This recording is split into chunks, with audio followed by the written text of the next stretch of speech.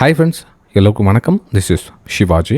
Friends, video போகிறதுக்கு முன்னாடி என்னுடைய சப்ஸ்கிரைபர்ஸ், வியூவர்ஸ், ஃப்ரெண்ட்ஸ் எல்லோருக்கும் என் மனமார்ந்த நன்றிகளை தெரிவிச்சுக்கிறேன்.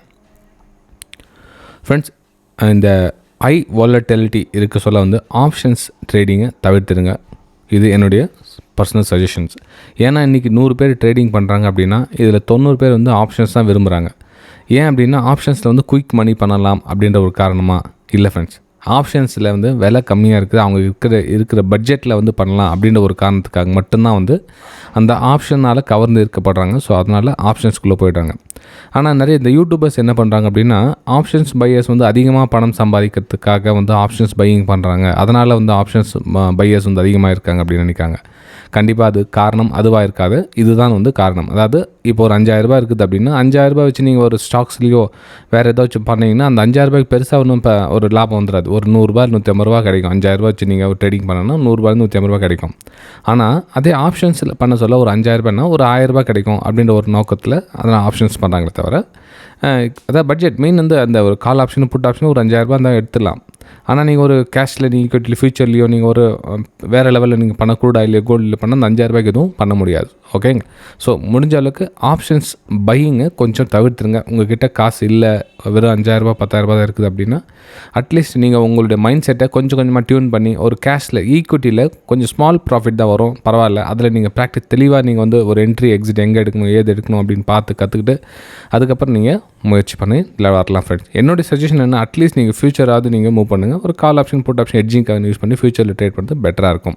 ஓகே, சரி ஃப்ரெண்ட்ஸ். இப்போது நம்ம Nifty 50, bank Nifty, fin Nifty இதனுடைய நெக்ஸ்ட் மூமெண்டம் நம்ம ரெகுலராக பார்த்துட்ருக்கோம். ஆனால் இந்த நேத்தோடைய அப்டேட் பார்த்திங்க அப்படின்னா இந்த கேப் டவுன் உங்களுக்கு அந்த வீடியோ சொல்லிப்பேன். நம்ம டார்கெட்டுக்கிட்டேயே மார்க்கெட் கேப் டவுனோ இல்லை கேப்பு போகுதுன்னா அந்த ட்ரேடிங்கை இக்னோர் பண்ணிவிடுங்க. பெருசாக அந்த இடத்துல எதுவும் முயற்சி பண்ணாதீங்க வேணாம் அப்படின்னு மென்ஷன் பண்ணியிருந்தேன்.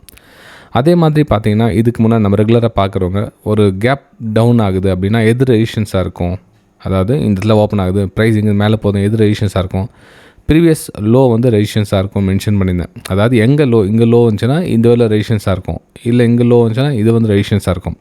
இங்கே 2 லோவுமே இல்லை அப்படின்னா இந்த கேப் ரீஃபில் ரெசிஸ்டன்ஸாக இருக்கும். இது மென்ஷன் பண்ணியது நிறைய பேர் தெரிஞ்சிருக்குன்னு நம்புகிறேன். சரி, இப்போது அந்த வகையில் இந்த நிஃப்டி 50 பார்த்திங்க அப்படின்னா இப்போ ப்ரைஸு எங்கே ஓப்பன் ஆச்சு, ரொம்ப பெரிய கேப் டவுன் ஆகிட்டு பெரிய ரிகவர் பண்ணல. ரிகவர் பண்ணியிருந்தால் உங்களுக்கு மேலே இந்த கேப் ரீஃபில் பண்ணிவிட்டு அதுக்கப்புறம் வந்துருக்கணும். ஆனால் ரிகவர் எதுவும் பண்ணலை இந்த இடத்துல. அப்போ என்ன ஆகணும், இன்னும் ப்ரைஸு வீக்னஸ் ரொம்ப ஸ்ட்ராங்காக வீக்னஸ் இருக்குது. ஸோ ப்ரைஸ் அகைன் ஃபால் ஆகிடுச்சு. ரைட்டு, ஓகேங்களா. ஸோ அப்போ இந்த ஏரியா ஒரு ரெசிஸ்டன்ஸ் ஏரியாவாக உங்களுக்கு க்ரியேட் பண்ணிடுச்சு. இப்போ இந்த ஏரியா ரெசிஸ்டன்ஸ் ஏரியா 24,300 அப்படின்ற ஒரு ரெசிஸ்டன்ஸ் ஏரியா வந்துச்சு. அதாவது ஏன் ரெசிஸ்டன்ஸ் ஏரியா நம்ம ஐடென்டிஃபை பண்ணுறோம் அப்படின்னு பார்த்தீங்கன்னா இந்த லெவலுக்கு தாண்டி மேலே க்ளோசிங் வச்சு ஒரு பிரேக் அவுட் நடந்தால் தான் நம்ம ஒரு அப்பர் சைடுக்கான பிளான் பண்ணணும். அதுவரையிலும் எந்த ஒரு பை சைடுக்கான எந்த பிளானும் பண்ணாதீங்க. ஓகே, சரி ஃப்ரெண்ட்ஸ். இப்போது நிஃப்டி 50 வரல. நம்ம நிஃப்டி 50 என்ன மாதிரி ஒரு வியூ வகுக்கலாம் அப்படின்றத முயற்சி பண்ணி நம்ம தெரிஞ்சிக்க ட்ரை பண்ணலாம். இப்போ பார்த்திங்கன்னா நிஃப்டி 50 ப்ரைஸு கேப் டவுன் ஆச்சு. செல்லிங் ப்ரெஷர் நல்லா இருக்குது, செல்லிங் நல்லா பண்ணியிருக்காங்க. அதுக்கப்புறம் பையர்ஸ் ட்ரை பண்ணுறாங்க. நல்லா கவனிங்க, பையர்ஸ் ட்ரை பண்ணுறாங்க. இன்னும் பையர்ஸோடைய பவர் எதுவும் வரல இந்த இடத்துல. ஓகே, ஸோ நம்ம என்ன பண்ணலாம் அப்படின்னா இந்த சப்போர்ட்டை கனெக்ட் பண்ணி வச்சுக்கோங்க. இந்த மாதிரி ஒரு பிரேக் டவுன் இருந்தால் அகைன் ஷார்ட் சைடுக்கான ஒரு பிளான் பண்ணலாம். எங்கே இந்த ஏரியாவுக்கிட்ட நீங்கள் இங்கேயே போய் ஷார்ட் பண்ணலாந்தீங்க. ஏன்னா ப்ரைஸு இந்த சஸ்டன் ஆகிட்டு நின்றுட்டு ஒரு என்ன சொல்கிறது இந்த ரேஞ்சுக்கு மேலே ஒரு பிரேக் அவுட் நடந்தால் திரும்ப திரும்ப கன்வெர்ட் ஆகிடும். 24,300 அப்படி மூவ் ஆகிடும். எப்போ ப்ரைஸ் எந்த மாதிரி ப்ரைஸ் ஆக்ஷனை ப்ரைஸ் ஆக்ஷன் தெரிஞ்சுக்கிட்டால் நீங்கள் ஓரளவுக்கு நீங்கள் மேலே வந்துடலாம். ஆனால் நிறைய பேர் கற்றுக்கிறது விருப்பம் இல்லை. எல்லாம் call option put option out of the money இந்த மணி எட்ஜிங்கு அது தான் இருக்காங்க தவிர இந்த ப்ரைஸ் ஆக்ஷன் கற்றுக்கணும் அப்படின்றது யாரும் அந்தளவுக்கு பெருசாக நாட்டம் கிடையாது. இப்போ நம்ம வெபினார் ஸ்டூடெண்ட்ஸ் கூட பார்த்திங்கன்னா நானே அவாய்ட் பண்ணிவிட்டேன். ஒரு 10 பேர் பண்ணாங்க, 10 பேரில் 9 பேர் ஆப்ஷன் சொல்லி தரீங்களா, க்ரூட் ஆயில் ஸ்ட்ராட்டஜி சொல்லி தரீங்களா, கோல்டு சொல்லி தரீங்க, இதை தான் கேட்குறாங்க. ஒருத்தர் மட்டும்தான் ப்ரைஸ் ஆக்ஷன் கற்றுக்கணும் அப்படி விருப்பப்படுறாங்க. ஸோ அதனால் கிளாஸஸ் டோட்டலாக நான் அவாய்ட் பண்ணிவிட்டேன். அதை பற்றி எதுவும் பேசுகிறதும் கிடையாது இப்போலாம். ஓகே, சரி ஃப்ரெண்ட்ஸ். இப்போது நிஃப்டி 50 சொன்னேன் உங்களுக்கு எந்த மாதிரி வியூ பண்ணணும் அப்படின்னு. ஒரு ஷார்ட் சைடுக்கான பிளான் எந்த மாதிரி பண்ணலாம் அப்படின்றது இந்த நிஃப்டி 50 பார்த்துட்டோம். இப்போ நம்ம நெக்ஸ்ட் பேங்க் நிஃப்டியில் பார்க்கலாம். பேங்க் நிஃப்டியில் என்ன மாதிரி ஒரு வியூ பண்ணலாம் அப்படின்னு பார்த்தீங்கன்னா இப்போது இது ரெசிஸ்டன்ஸ் ஏரியாவாக மாறிடுச்சு ஃப்ரெண்ட்ஸ். இப்போது எது இந்த ஏரியா இந்த ஏரியா வந்து ஒரு ரெசிஸ்டன்ஸ் ஏரியாவாக மாறிடுச்சு. ரைட்டுங்களா? ஓகே, முடிச்சுக்கலாம். இந்த ஏரியா ஒரு ரெசிஸ்டன்ஸ் ஏரியாவாக மாறிடுச்சு.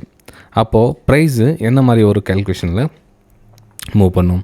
இப்போ அகைன் வந்து ஃபால் ஆகணும் அப்படின்னா கூட இந்த ரெசிஸ்டன்ஸ் ஏரியா வந்து ஃபால் ஆச்சு, நம்ம வந்து ஒரு ஷார்ட் சைடுக்கான பிளான் பண்ணலாம். ஓகே, அப்போது ப்ரைஸு எங்கே ஓப்பன் ஆகுதுன்னு பாருங்கள். ஒரு வேளை நமக்கு சடனாக ஒரு லிட்டில் கேப் ஓப்பன் ஆகிடுச்சுன்னா கொஞ்சம் வெயிட் பண்ணுங்கள். இந்த ரெசிஸ்டன்ஸ் ஏரியா கிட்ட ஒரு லோயில் ஃபார்மேஷன் ஆச்சுன்னா நம்ம வந்து இந்த லெவல் ஃபஸ்ட் சப்போர்ட்டுக்கு ஒரு டார்கெட்டாக நம்ம ஃபிக்ஸ் பண்ணி வெளியே வரலாம்.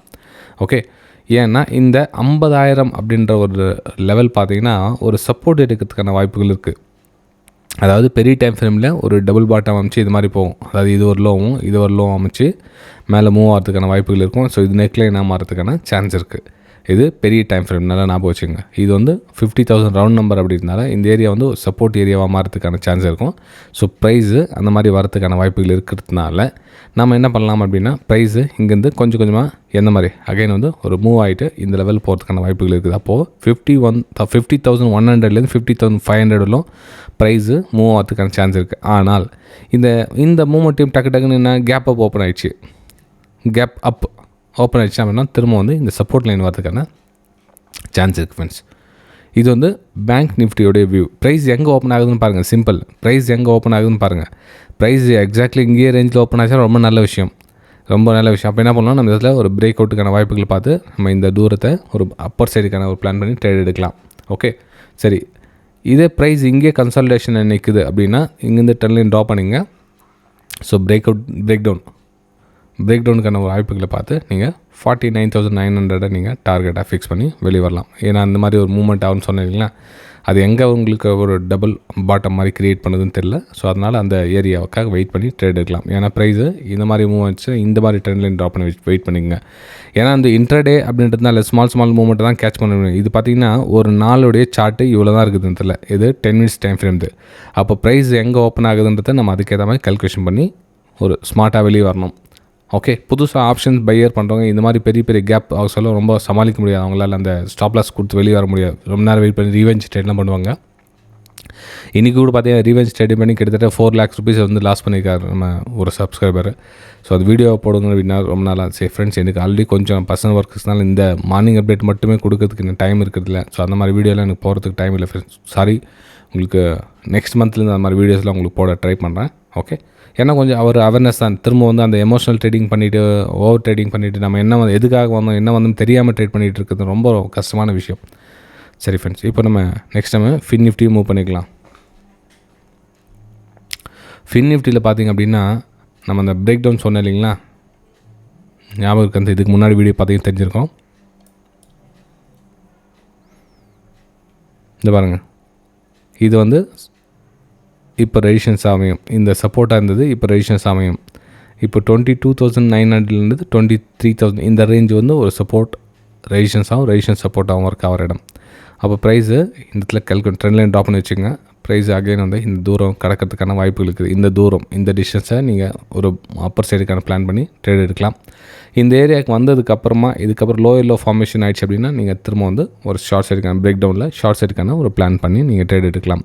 ஓகே, சரி ஃப்ரெண்ட்ஸ், இது வியூ உங்களுக்கு பிடிச்சிருந்ததுன்னா மறக்காமல் உங்கள் லைக்ஸ் அண்ட் கமெண்ட்ஸை பதிவு பண்ணுங்கள். நம்ம அடுத்த வீடியோ சந்திக்கலாம். தேங்க்யூ ஃப்ரெண்ட்ஸ், பாய்.